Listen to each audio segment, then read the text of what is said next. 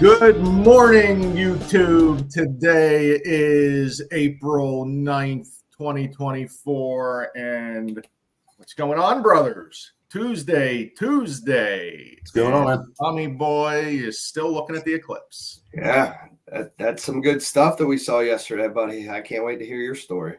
It was a great time. Yeah, we went over across the state line with our sister company, People First, had an unbelievable eclipse party in Howland, Ohio.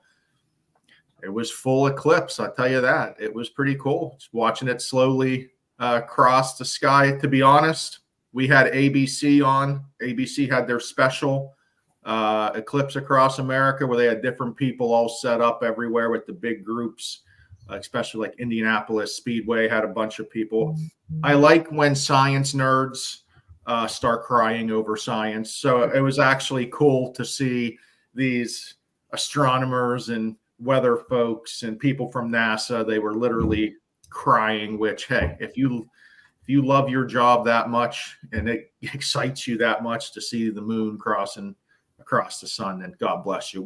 There were weddings, there were engagements. So to be honest, having the TV, watching the 2-hour special as it was getting closer to us, it was a fun time. We had a good turnout, and I guess we won't see another one for 50 years. So, yeah, it's kind of crazy, all that stuff going down like that. I mean, we went up to Moon Park with the one office, and I mean, we weren't full, but we still got 97. The sky turned a weird purpley color, and I mean, we did get to see it. So it was a good time for everybody, I think. Yeah, it's shocking that the weather people were wrong. It's like economists and weather people, two people that are never right, that never have to be right, but somehow still have their jobs, right, Ann? Yeah, you know what, though? You didn't know for a minute because it was cloudy most of the day. So me and my oldest went out in the backyard and looked up and checked it out. Yeah.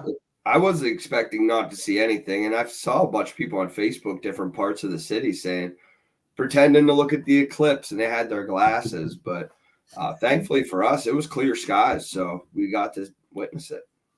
Yeah, and apparently I saw last night online, if don't throw your glasses away, apparently there's eclipse going down through South America or Middle America next year that I guess you can donate your glasses because they don't have them as widespread as we do up here. I don't think they can just go to 7-Eleven and get their eclipse glasses. So donate some glasses so some children can see it. That's too bad. This is my Halloween costume, Tom the Eclipse Watcher, next year. Yeah, well, I know you can't see anything out of those, so that would be tough. Yeah. But so that was the eclipse party yesterday. Of course, huge news. 79 was a parking lot. Luckily, going over towards Ohio, it wasn't too bad, but it seemed like Erie was a little trafficy. We did give our predictions for job numbers on Friday. The job numbers were very good. For the numbers, that is bad for interest rates. But to be honest, it didn't move rates all that much because if you look into the jobs number a little bit, a large portion of the new jobs added were seasonal jobs. So this time of year, that's pretty normal. And so it wasn't as prevalent that many jobs were added. So to be honest, rates didn't move all that much on that news, though the last couple of days they've continued to be negative. So you definitely need to get those rates locked in sooner than later because it doesn't seem like the Fed has any idea what they're doing right now. We got the Fed chair saying one thing. We got other governors saying other things. I think we're starting to, I mean, I literally think we might have more eclipses in 2024 than we do have rate cuts now. I don't know if we're going to have one in June. The way the market's moving this week, I'm worried. I don't know if we'll have one ever in 2024. The inflation isn't coming down. The inflation might actually start be going back up a little bit. And the Fed is saying they're not doing anything as long as inflation stays this high. And that's not good news for us. Yeah, I really don't see the rate drop here in June, the way everything is going right now. I mean, the economy's just chugging along. There's not really anything to break it up or any nonsense happening. So we are seeing those rates steadily increase from what we thought would be a steady decrease. Yeah. And I mean, just like I said, economists and the weather people, they're just, as soon as the wind changes, they'll change their tune and just keep on carrying with life and don't care what they say the last couple months. Yeah, I mean, it's like we've been saying for, the past year. I mean, so many people are out there giving false predictions of where rates are going to be. And, the unfortunate part is, nobody knows. Nobody knows what's going to happen. There's too many factors involved of how those rates are going to move. But you hear lenders out there saying, hey, take a, quick arm and, refinance next year. They're going to be in the fives. Yeah. Those people couldn't have been more wrong. They were just trying to sell the loan, but I get it.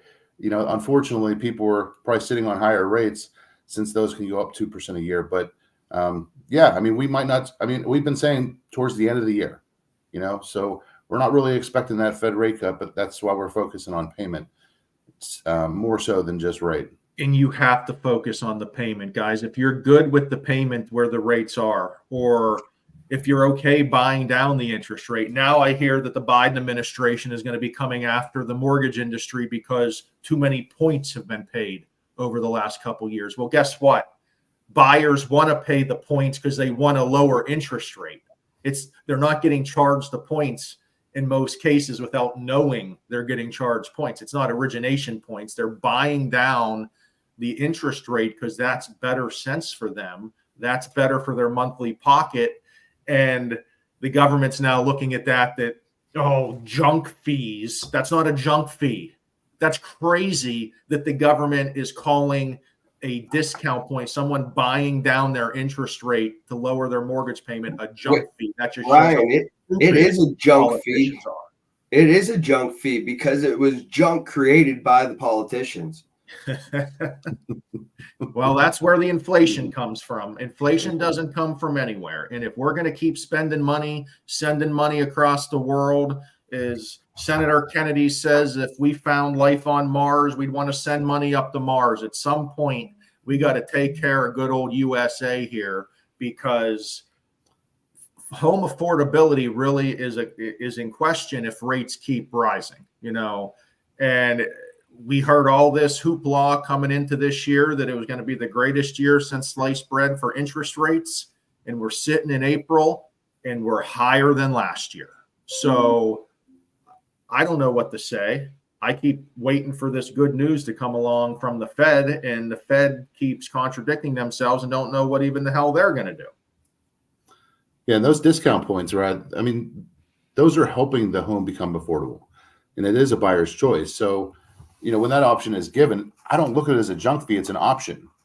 It's a buyer's choice whether they want to do it or not. They don't want to do it, don't do it. It's your choice. But you're saving money and you're lowering your rate by doing it if it works and makes sense. Well, I just saw that this weekend and I was flabbergasted that we don't got enough problems in the world. But let's. I don't even know if Joe Biden knows what a point is anymore.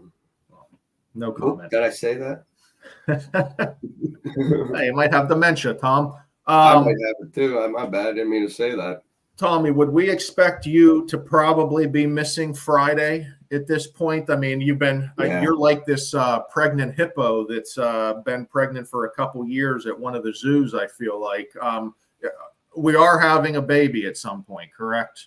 Yeah, you could expect this to be my last one for a little bit. Okay. Might take a week or so off. So it was great being a part of the chatter for all these runs. I mean, I don't know how many I missed, but it wasn't much. Maybe one. If you got a little guy on your shoulder, the next couple ones afterwards will be completely understanding. We'll be back on. We'll figure something out. I'm not sure what to expect, to be honest.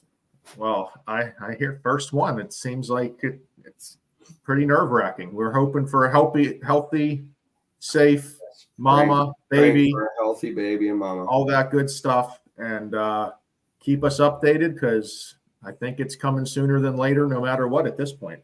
Yeah, should be here he should be here this week. Awesome. Well, that's all I got. I want to thank everyone again for coming to our training on Friday. It was a great class. We're going to continue to do them leading up to the changes in July. And let's all just get along in this world, huh? It's a good message. Thanks, Mr. Rogers. Later. All right, guys. Talk to you later. Yes.